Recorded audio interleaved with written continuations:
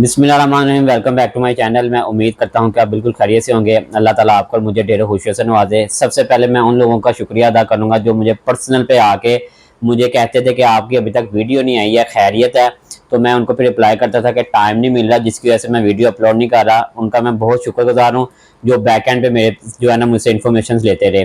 आज मैं काफ़ी अर्से के बाद वीडियो अपलोड करने जा रहा हूँ क्योंकि मुझे पिछले दिनों में टाइम नहीं मिल रहा था, जिस वजह से मैं वीडियो नहीं बना रहा था। तो आज मुझे टाइम मिला तो मैंने कहा चले अब मैं रेगुलर कंटिन्यू इंशाल्लाह ताला दोबारा यूट्यूब पे आता हूँ और जो जो नई अपडेट्स है, नई इन्फॉर्मेशन है एफबीआर से रिलेटेड मैं आप लोगों तक पहुंचाऊंगा। तो आज मेरे दो तीन छोटे छोटे टॉपिक हैं लेकिन बहुत ही इंपॉर्टेंट है, वीडियो अंत तक देखिएगा। सबसे पहले मेरे जो मैं आपको बता दूंगा, मेरे दो तीन टॉपिक है उनका मैं आपको बताता हूँ। एक, नॉन फाइलर के लिए जो नया बजट आ रहा है उनके लिए उन्होंने काफ़ी सख्ती कर रहे हैं, काफ़ी उनके लिए घेरा तंग कर रहे हैं और उनके लिए प्रॉब्लम जो है ना उनको प्रॉब्लम का सामना करना पड़ेगा। सेकंड इन वन मैं आपको बताऊंगा, ये जो जून चल रहा है इसके ऊपर जो काफी नोटिस आ रहे हैं और क्लाइंट्स परेशान हैं कि ये हर साल नोटिस क्यों आ रहे हैं और अभी इतनी नोटिस की भरमार क्यों है, उससे रिलेटेड मैं आपको बताऊंगा। और थर्ड इन वन जो है जो मोस्ट इंपोर्टेंट है वो अनेक्जर H1 है कि ये जो इन्होंने सेल्स टैक्स रिटर्न के अंदर अनेक्जर H की ऑप्शन रखी है, वो क्यों रखी है, किस लिए रखी है, इसको किस तरह सारा जस्टिफाई करना है। तो मैं आपको इस वीडियो के जरिए मैं आपको सारा एक्सप्लेन करूंगा। तो चले चलते हैं अपने मेन टॉपिक के ऊपर। सबसे पहले मैं आपको बताऊंगा जो इन्होंने नॉन फाइलर के ऊपर जो नॉन फाइलर के ऊपर लोगों को ये अजाफी टैक्स चार्ज कर रहे हैं, चाहे वो एटीएम से पैसे विड्रॉ करेंगे, कैश विड्रॉ करेंगे।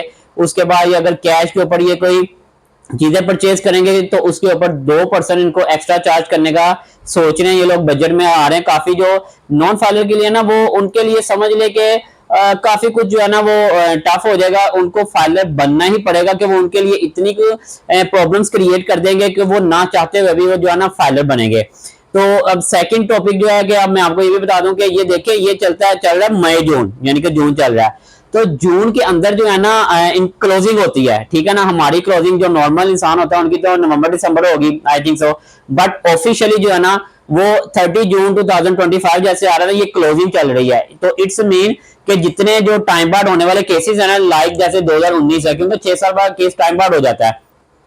2019 के जितने केसेस है ना, या 19 के हैं या 20 के ओपन हुए हैं या 21 के हैं, उनकी कोशिश यही है कि 30 जून से पहले पहले जो है ना उनको क्लियर किया जाए।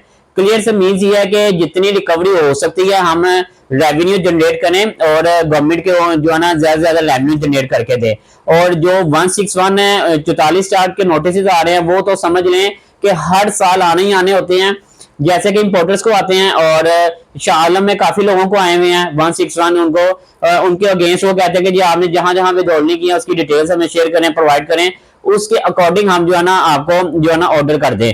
तो थर्ड इन वन जो ये था कि जो H1 है सबसे इंपॉर्टेंट और मोस्ट इंपॉर्टेंट ये जो है ना इन्होंने ये क्वेश्चन है और ये मैं इसका आपको आंसर दूंगा कि जो लोग बार बार पूछते हैं कि सर जी अनेक्जर H1 का क्या करना है। देखें, आप इंपोर्ट करते हैं 5 7 या 10 आइटम, जिसके मैं आपको एच स्कोर बताता हूँ 3304 है, 3305 है या 3307 है।